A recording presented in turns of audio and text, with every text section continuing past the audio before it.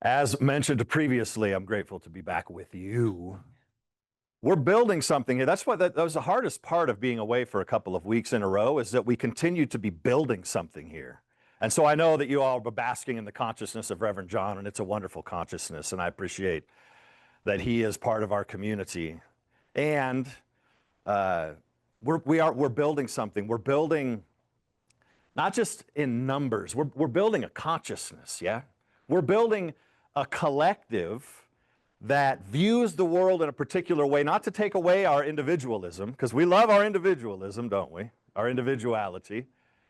But a collective consciousness, a collective perception, a collective manner in which we view the world, such that we literally become a force for good, a force for peace, a force for the evolution of love here in our community.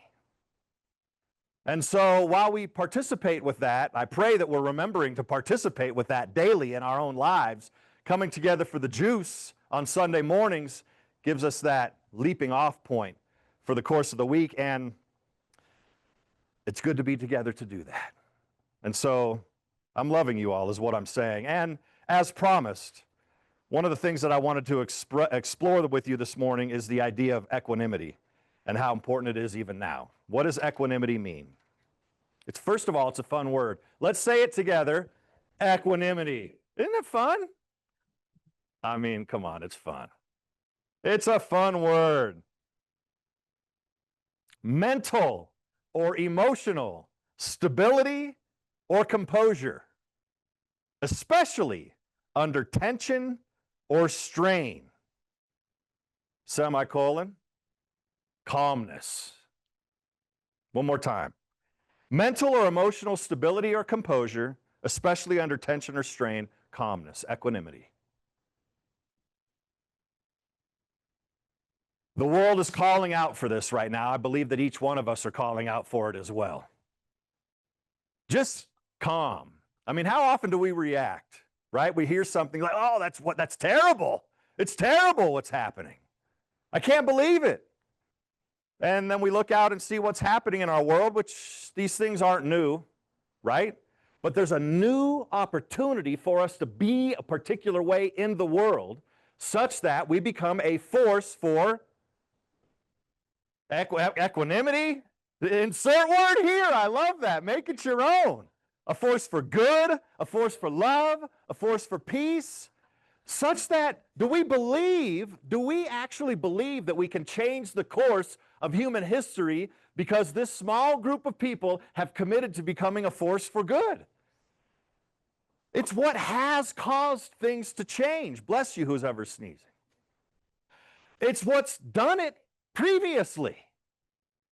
A force for good, equanimity, to respond to life in such a way that I'm coming from a place of calm, I'm coming from a place of centeredness, I'm coming from a place of knowing that principle is not bound by precedent, simply meaning that anything new can be created now. It doesn't matter what's happened before, which has been proven time and time and time again, that we're in a moment of being able to reveal a planet of peace. It doesn't matter that it hasn't happened before. It matters that when each one of us begin to reveal world peace within ourselves, world peace becomes more possible. World peace becomes more possible. Peace in our community becomes more possible. We're not waiting for somebody else to become peaceful, are we? We're not waiting for our neighbor to finally get it. We're not waiting for such and such to finally wake up. We're taking responsibility for waking up because we live and move and have our being. Oh, there's an Eddie Watkins Jr. song. We live and move and have our being in the Spirit. And when we take time to remember that, then we can live and come from that place of equanimity more often. Not necessarily, even though I started here, to create a peaceful world, but to create a peaceful life. How many in here desire a greater sense of peace in your life? Yes, you do. Bam! Bam!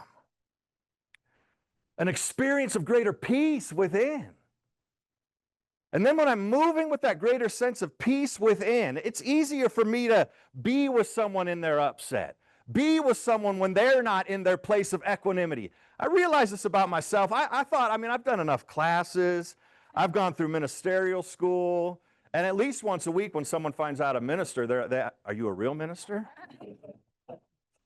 I'm like, okay, well, yeah, I went through seminary. It was a full-on 6-year program. I think so. But none of us are exempt from anything in the human condition, are we? We're not exempt from anything in the human condition. We have to keep practicing. That's 3 leaps for the last 2 weeks that I wasn't here, including today. All right? There's one more just cuz. Now, what was I saying? Oh, I'm a real minister. And I'm a real minister. But it doesn't matter how long we've been in the game, does it? Every day is still an opportunity to prove principle is not bound by precedent.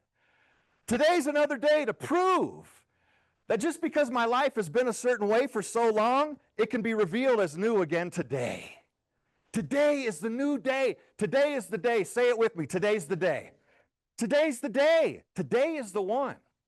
We can't keep putting it off until tomorrow. We look out and we see we're tearing ourselves apart, aren't we? We think that we've got enemies out there, and we don't. We've got a love affair that is our chief consideration inside of ourselves to nurture that, to spend time practicing it, to spend time with your lover. If you have a lover and you're not nurturing that lover, they're not going to be your lover very long, are they? Correct. If you're courting somebody, you better be actively courting them, right? Or they're not going to be around very long.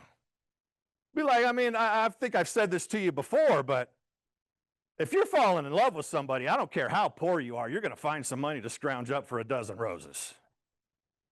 Am I wrong? I don't think so. If you're smitten and you're falling in love and you're like, whoa, this is like the bee's knees, this is the real deal, I'm going to find some money to buy a rose. Or I'm going to go steal one, whatever it is. I'm going to find a rose garden. Snip. Right? The things we will do for that profound love, how's it any different with the spirit inside of us? The first and foremost love affair that we have. Court the presence. I can't remember who said that the first time, but somebody back in the day. To court the presence.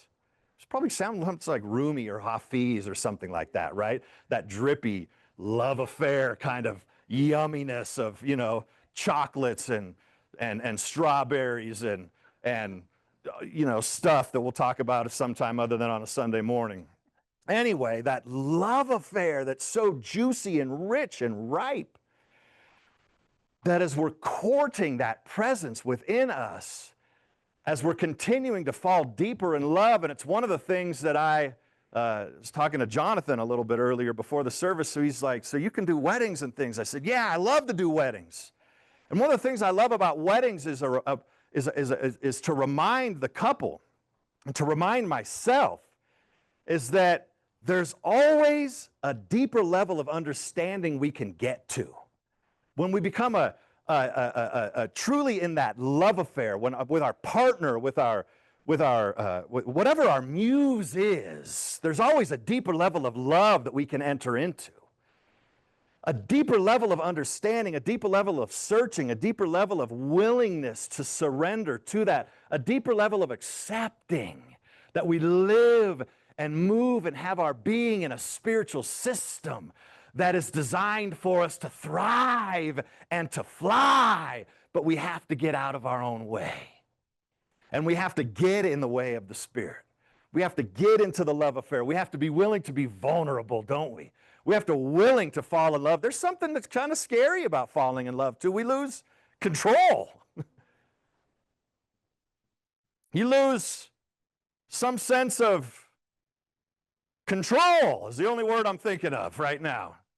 Where you kind of fall into this river of love. You fall into this flow of love, and it all of a sudden starts asking other things from you. It starts having its way with you, and you start to become something new, and you start to look in the mirror and say, well, I don't recognize that person anymore. I'm not as petty as I used to be. I'm not as small-minded as I used to be. I'm being asked to share and to become more and to fly and to be in more love. And this, my friends, is where that feeling of equanimity starts to come in, that feeling of calmness, that sureness. Because there's something about not only being in love and sharing love, but there's something about being loved that has us feel secure and safe. And when was the last time you stopped and realized? When was the last time that I stopped and realized? When was the last time I stopped and just basked for a moment in that one of those moments of calmness and one of those moments of peacefulness, and really basked in the idea of, I am supremely loved by the presence. You know, when you're loved by another human being, you're loved by your boyfriend, girlfriend, husband, wife, partner, however we want to call it. You like, there's a sacredness, there's a security in that. There's a, oh, I'm loved, someone appreciates me, I'm known, I'm seen, and I'm still loved and appreciated. That is the presence and power and love of the Spirit all the time for every one of us. But we have to stop and bask in it and be willing to be loved. And that equanimity, that feeling of calmness, of being able to make a certain decision in the midst of life, that experience of being loved and loving, all of a sudden starts to reveal a new experience of my life. It starts to reveal that radiation that I've talked about before, that kind of wafting, that somebody didn't like this word, but that kind of stank that comes off of us. That is the Spirit all over us, and people will know by your countenance. That's another wonderful word. Say countenance with me. People will know by our countenance that we walk hand in hand with an invisible partner, a lover, that love affair that then informs our life, where we can start to reveal that newness, that change. I've talked about this before. I'm always kind of concerned, I guess, considerate of over talking about it, but it's part of my path and it informs my story quite a bit. You know, about almost 4 years ago, I quit drinking alcohol, and it was a big deal for me. I got sober. And before that, I was decidedly unsober. And then I started to change. You know, because anybody that's in any sort of recovery program, you realize you have to change, or the likelihood is that you'll revert, you'll snap right back to how it's always been. Right? So that's precedent. And most of us we all have our story, and we have precedent. We have experience that we can link into. Charles, but you don't know my story. You don't know why I hold on so deeply to the way that it was. If you only understood, then you'd know this is why I am the way that I am. And I appreciate that. And we all have those stories. Abuse, being treated wrong, from wherever the source might be. We all have these stories. And yet what we have to ask ourselves is, am I interested now in that experience of equanimity? And am I interested now in that experience of freedom? So what happened, what I noticed, is I was more interested in the experience of freedom, of getting free. Plus I was exhausted. You know when you're over yourself? Have you ever been that when you've gone through a change? It's like, man, I'm just over myself right now. I'm like, oh, man, I'm over it. I'm over it. I need a change. And then we change. And then we have to get used to ourselves again. We have to get to know ourselves again. And that's what keeps our relationship with life fresh, juicy, dripping, right? When you like take I always imagine cutting an orange in fourths and then taking a bite out of an orange square, an orange quarter, and just, that's what I think when I think the juiciness of life, right? A fresh, yummy orange, and it's just, that's taking a bite out of the juiciness of life. So what am I saying today? What's my invitation to you? Each one of us deserves that experience of equanimity. The path that's before us is to continue to fall in love with the Spirit that resides within. We know by now that God isn't someplace else, right? And if we don't, let's continue to practice this idea that God is not far off, that the presence is not far off, that the presence is right where you are, that the presence is right where I am. And that at some point, it was realized that if God is this infinite presence and this infinite power, then all of its power and all of its presence must be in its fullness everywhere at the same time. What a wonderful insight. And that means that right where Lisa is, all of the infinite power of the presence is there. For Lisa, yeah. And there's two of them in here, so for both Lisas. That all of the power is right where Jim is. For Jim. That all of it is where you are. And I don't have the authority, if I didn't call your name out, to take the Spirit away from you. You understand that, right? The Spirit is right where you are too. And you and you and you and you and you. But dig it. It's not just like that's where God is. All of it is. And that's tough to wrap our brain around. It's why meditation and heartfulness is so important. Is to actually begin to consider, what does it mean that this infinite presence, this infinite power, this infinite love, this infinite equanimity is right where I am. And then when I'm here, it's right where I am. And then when I'm stuck up a tree, it's right where I am. Right where I am. And am I remembering that? It's right where I am. It's when I get pulled over and get that speeding ticket. It's right where I am. It's in those moments of non-equanimity. It's right where I am. It's right where I am. But what are we called to do? And I seem to talk about this a lot, but I don't think it can be talked about enough because we're talking about fundamentals. Fundamentals. We have to keep practicing. We have to keep practicing. Practice. I don't care how you practice. I mean, you can act a fool by yourself when you're practicing the Spirit. You are stand in front of the mirror, the presence and power and the love of God. Look at you. You're beautiful. You're excellent. You're magnificent. Stand in front of your partner. There's what's the word I'm looking for?